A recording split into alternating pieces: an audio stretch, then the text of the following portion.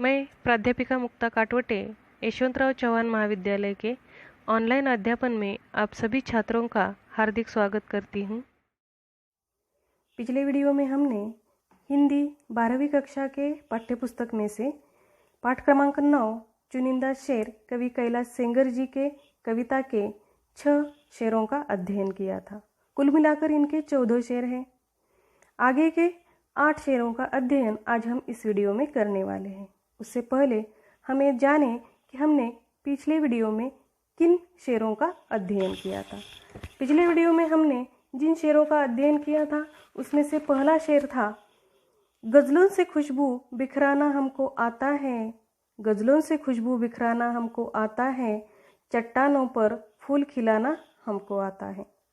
दूसरा शेर ऐसा था, परिंदों को शिकायत है कभी तो सुन मेरे मालिक, परिंदों को शिकायत है कभी तो सुन मेरे मालिक, तेरे दानों में भी शायद लगा है घुन मेरे मालिक, लगा है घुन मेरे मालिक। तीसरा शेर, हम जिंदगी के चंद सवालों में खो गए, हम जिंदगी के चंद सवालों में खो गए, सारे जवाब उनके उजालों में खो गए, उजालों में खो गए। चौथा शेर, चट्टानी रातों को जुगनू से वह सवारा करती है, चट्टानी रातों को जुगनू से वह सवारा करती है, बरसों से एक सुबह हमारा नाम पुकारा करती है, हमारा नाम पुकारा करती है। पांचवा शेर, वह आसमां पे रोज एक ख्वाब लिखता था, वह आसमां पे रोज एक ख्वाब लिखता था, उसे पता न था वह इनकलाब लिखता था, उसे पता न था वह इनकलाब लिखता था। आगे का शेर ऐसा था, हंसी ने अपने आंसुओं हंसी से अपने आंसुओं को छुपा कर देखो, हंसी से अपने आंसुओं को छुपा कर देखो, नया मुखौटा ये चेहरे पे लगा कर देखो, नया मुखौटा ये चेहरे पर। आगे हम 8 शेरों का अध्ययन करने वाले हैं। उसमें से पहला शेर इस प्रकार का है, यह 7वां शेर है। वह ऐसे है, वह फकीरों की दुआओं में असर देता है, वह फकीरों की दुआओं में असर देता है, आँखों से इत्र बांटने का हुनर देता है, आँखों से इत्र बांटने का हुनर देता है। कवि यहाँ कहते हैं कि ईश्वर जो है वो फकीरों की दुआओं में असर देता है। यहाँ पर फकीर मतलब साधु, संत, महाराज, महात्मा, इनकी दुआओं में बड़ी ताकत होती है। फकीर हमेशा दूसरों का भला सोचते हैं, दूसरों की सेवा करते हैं, परोपकार और त्याग की भावना रखते हैं, और इसलिए भगवान ऐसे लोगों को कुछ शक्तियाँ प्रदान करते हैं जिससे वे दूसरों को आशीर्वाद देते हैं। जो ईश्वरीय कृपा के कारण वह आशीर्वाद जो है वो सच हो जाते हैं। इनमें आँखों से इत्र बांटने का हुनर होता है। हुनर मतलब कला होती है, मतलब इनकी केवल कृपा दृष्टि से ही लोगों का भला होता है, अर्थात हमेशा इनके मन में दूसरों का भला करने की भावना होती है, जो ईश्वरीय कृपा के कारण वास्तव में भी दूसरों के जीवन में खुशहाली लाती है। और इसीलिए फकीरों की दुआओं में इस प्रकार का असर होता है, ऐसा कवि सेंगर जी कहते हैं। आगे का शेर इस प्रकार का है, इसमें लाशें भी मिला करती है, इसमें लाशें भी मिला करती है, तुम ज़रा देखभाल तो लेते, इसको माँ कह के पूजने वालों, इसको माँ कह के पूजने वालों, इस नदी को खंगाल तो लेते। कवि कहते हैं कि हमारी भारतीय संस्कृति में हम नदी को माता का स्थान देते हैं। वह हमारे लिए पूजनीय एवं आदरणीय होती है, हमारी सभ्यता की वह एक पहचान है। परंतु मनुष्य ने आधुनिकता की चकाचौंध में इस नदी को पूरी तरह से प्रदूषित एवं मैली बना दिया है। इसमें हम गंदा पानी, दूषित पानी, कूड़ा कचरा आदि फेंकते हैं। इतना ही नहीं, लाशें तक, उनकी अस्थियां इसमें हम विसर्जित करते हैं, जिससे पूजनीय नदी की दुर्व्यवस्था हो गई है, वह प्रदूषित हो गई है। इसीलिए कवि नदी के प्रति आस्था रखने वाले लोगों को कहते हैं कि इसके प्रति केवल आस्था न रखो, इसे केवल पूजनीय मत कहो, तो इसकी कभी देखभाल भी करो। इसकी देखभाल करने की आवश्यकता है। इसे खंगालने की मतलब साफ सुथरी और स्वच्छ बनाने की आवश्यकता है। पूजनीय के प्रति ऐसा अनादर और ऐसी अनास्था उचित नहीं है। यहाँ कवि नदी में मिश्रित मैले पानी की वजह से परेशान दिखाई देते हैं। उसे स्वच्छ बनाने की आवश्यकता है, इसे हमें करना चाहिए, ऐसा बताते हैं।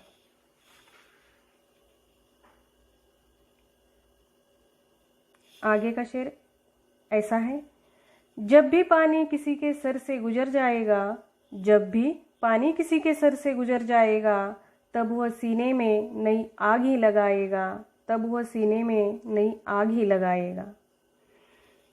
यहाँ कवि कहते हैं जब पानी सिर से गुजर जाता है तो वह सीने में नई आग लगाता है।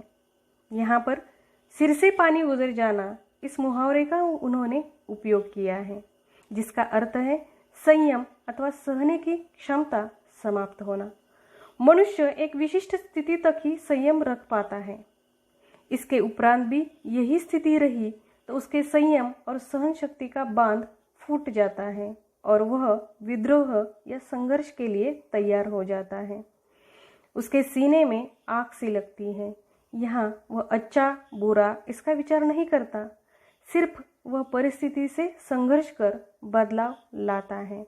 और इसीलिए कवि कहते हैं कि जब सिर से पानी गुजर जाता है तो वह हमारे सीने में आग लगा देता है। मतलब सहन शक्ति का बांध फूटने पर व्यक्ति संघर्ष के लिए किसी भी स्थिति में किसी भी प्रकार से तैयार हो जाता है और संघर्ष से वह बदलाव लाता है।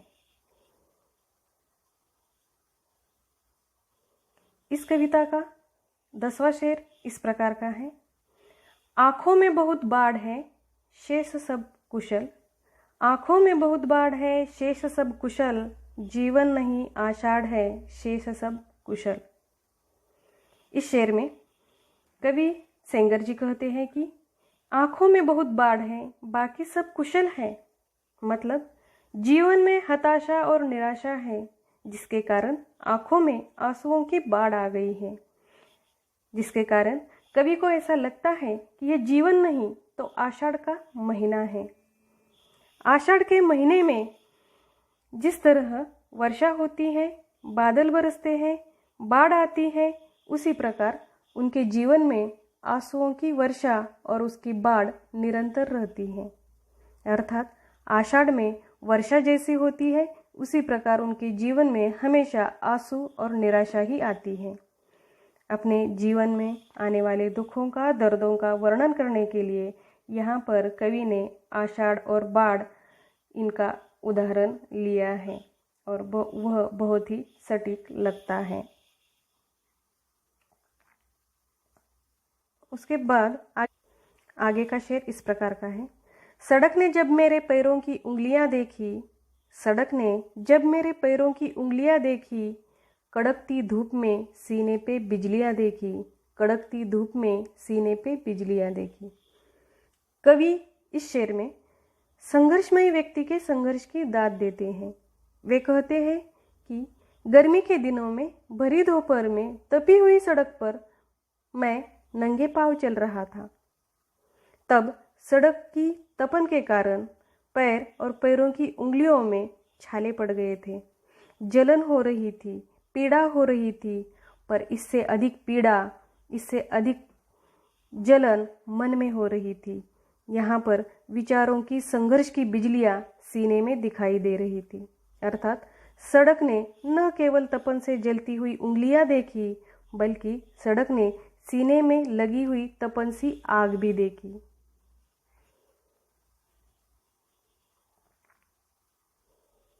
इस कविता का 12वां शेर इस प्रकार का है, सांस हमारी पराये धन सी लगती है, सांस हमारी पराये धन सी लगती है, साहूकार के घर गिरवी कंगन सी लगती है, साहूकार के घर गिरवी कंगन सी लगती है।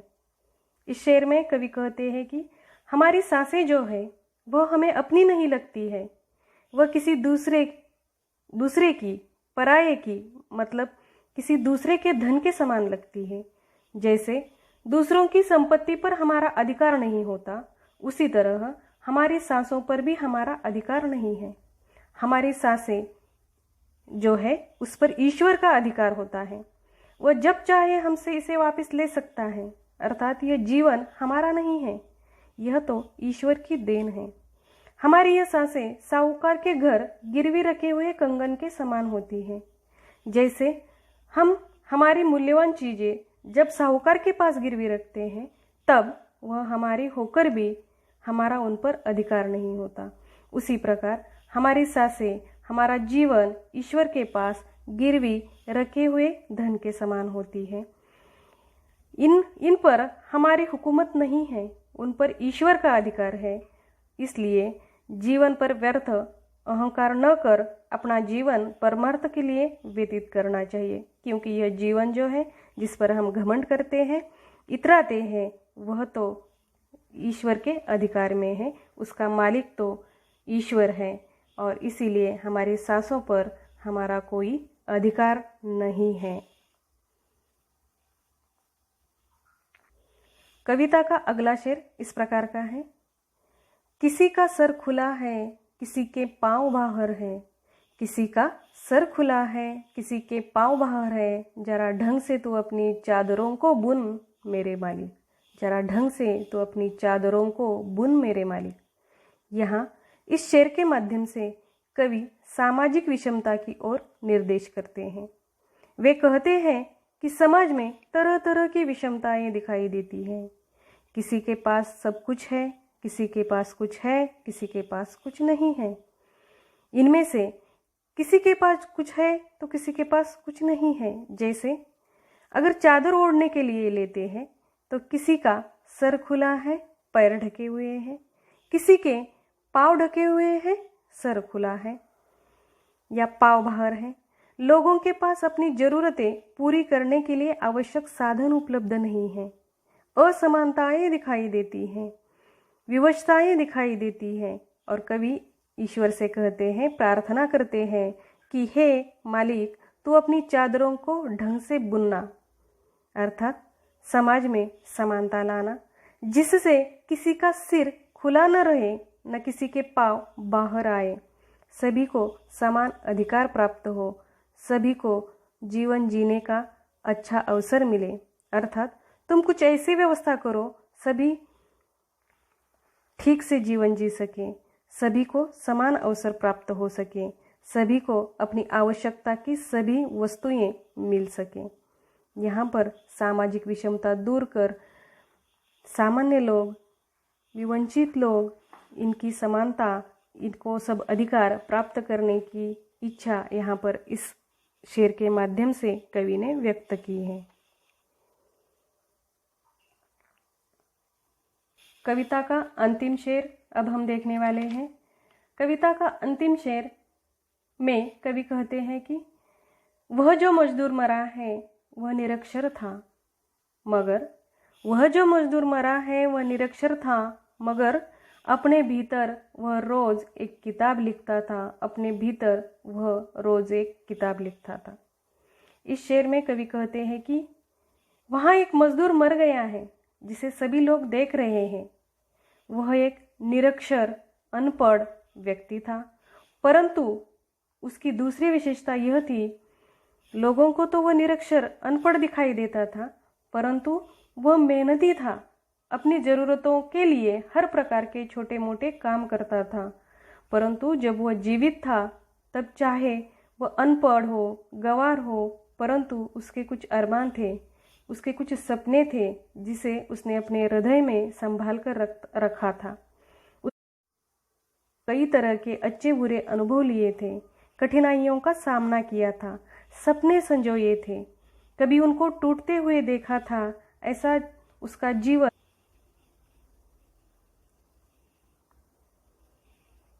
मतलब मजदूर अनपढ़ गंवार था, मगर उसका जीवन अनुभव संपन्न था और ये उसके अनुभव किसी किताब से कम नहीं थे। इस प्रकार आज हमने कवि कैलाश सेंगर जी के कुछ चुनिंदा शेष शेरों का भी अध्ययन किया है। इस प्रकार यह कविता यहाँ पर समाप्त होती है। अगले वीडियो में मैं इस कविता के स्वाध्याय को पेश करूँगी। तब तक के लिए धन्यवाद, थैंक यू, आभार।